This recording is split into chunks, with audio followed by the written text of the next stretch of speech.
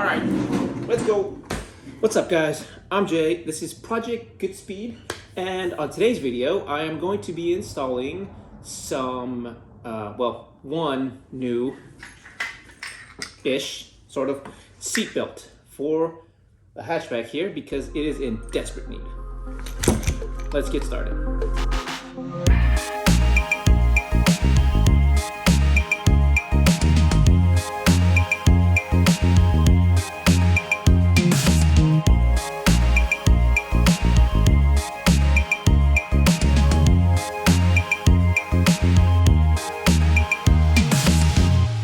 For those of you who don't know, I'm Jay, and this is Project GoodSpeed, where I mostly just work on my little hatchback here, and I blog all the upgrades that I, do to it. And on today's video, I'm gonna have to be replacing my seatbelt because it has become a safety issue.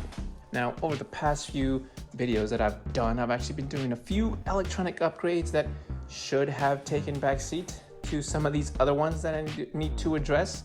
And today is one that it should have been done a long time ago, and that is my bad safety harness. So currently, that's what I'm working with here. So as you guys can probably tell, an accident would not be ideal in this current seatbelt. And I've actually had this for quite a few years like this. I've just ignored it and kind of just hoped that nothing bad would happen. So I'm gonna be replacing that today.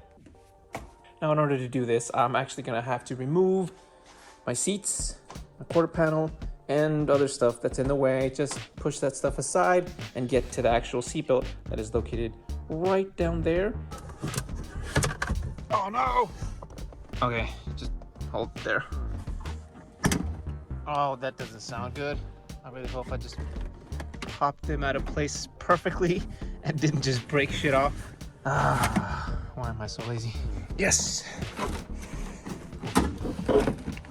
Oh, come on! Okay, let's see, any broken tabs?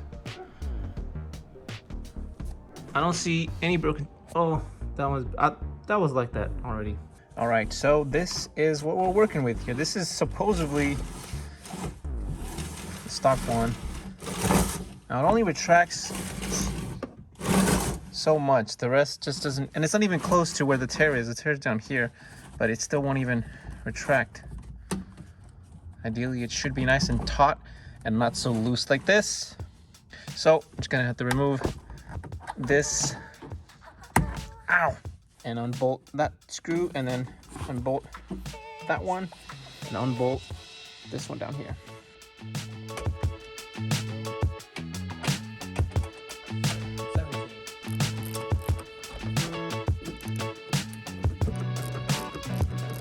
Is a screw.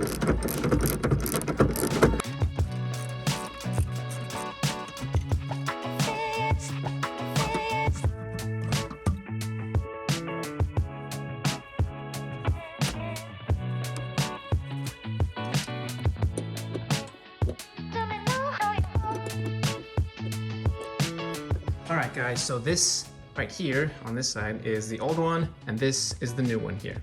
As you guys can see, they're pretty much identical in the overall shape. However, I did notice just a few moments ago on the badge here, if you guys can see the tag, it says model number, date 1994. And I pulled this one from an EG hatch as well. This little hatchback here is gonna save my life. Let's go. Oh. All right, and I just assumed it was the stock one, and when I got here today, I noticed that the date number is 2016. So unless they started reproducing EG hatchbacks again in 2016, this is not from an EG hatch, and it was basically just installed into it. Now, it is Honda, so the shape is the same, the design is the same, so this should actually still clip onto there. I noticed that they're pretty much identical, other than this is just 2016 and that's 94. Now, one thing I do want to mention is, like I said, I pulled it from an EG hatch. However, I only pulled the driver's side simply because I knew my driver's side was bad, and I didn't actually check my passenger side. And checking it today, it is also in need of a new seatbelt. However, not as bad as this one. Anytime you see any kind of deterioration in the fabric like this, is just essentially a point of weakness. And safety harness, you really don't want any points of weakness, especially on the fabric. So yeah, the passenger side will also need to be changed. But essentially, I just went to the junkyard and I picked it up. But like I said, I really wasn't focused on the passenger side, simply the driver's side. I wonder where this came from. 2016 model? Huh. Let's go ahead and put this bad boy in here.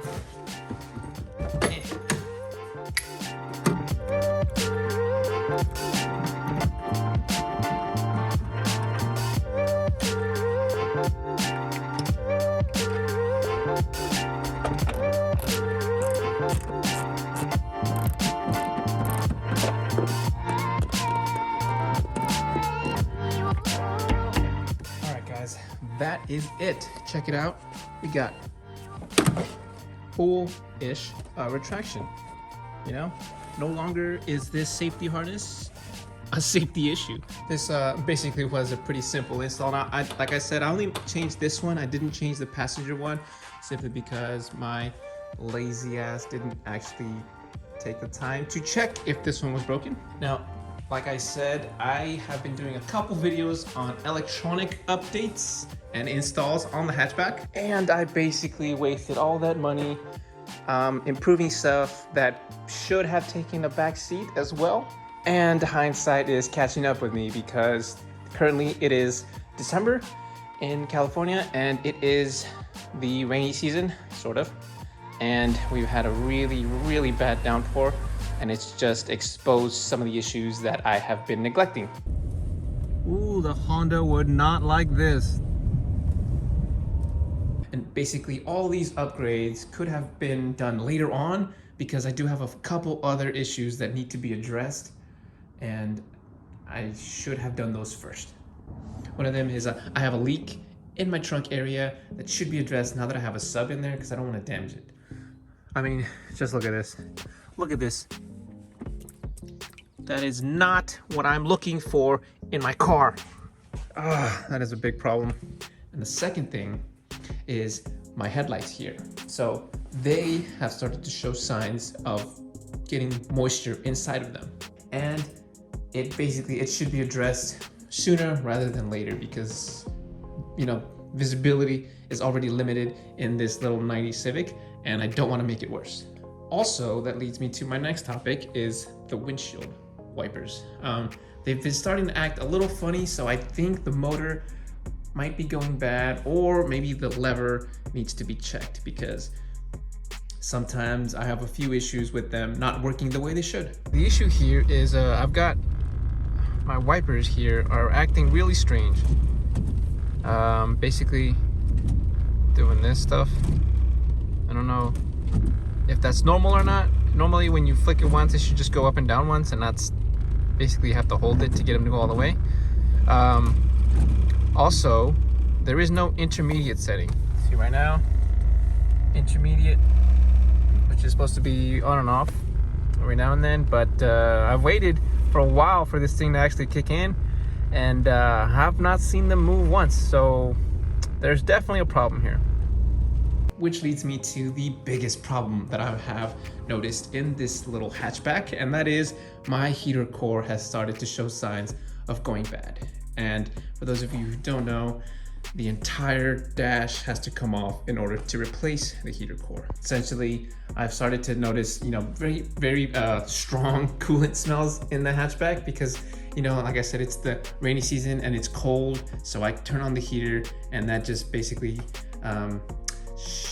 puts a tax on the heater core, and you get fumes of coolant in the car. And I did notice a little bit of a leak down here by my passenger side, so that will also need to be addressed. Basically, all these problems existed before I started doing the upgrades.